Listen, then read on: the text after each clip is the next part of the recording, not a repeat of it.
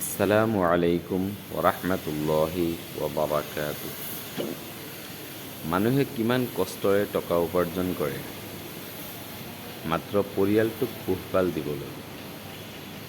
এয়া দেখিছেনে?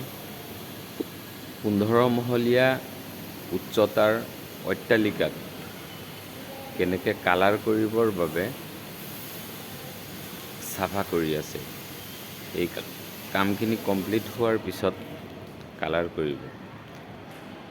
এয়া যে কষ্টবিলাক কৰি আছে একমাত্ৰ পৰিয়ালক পোহপাল দিয়াৰ কাৰণে। পৰিয়ালক পোহপাল নিদিলে পৰিয়ালৰ মানুহ চলিব কেনেকৈ?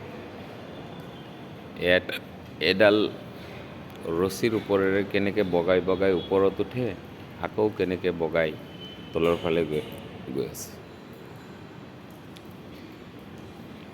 এয়া চাওক,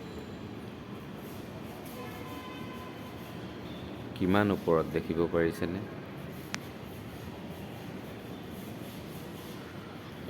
জীয়াই থকাৰ বাবে মানুহবোৰে কিমান কষ্ট কৰিবলগীয়া হয়, কিমান সংগ্ৰাম কৰিবলগীয়া হয়।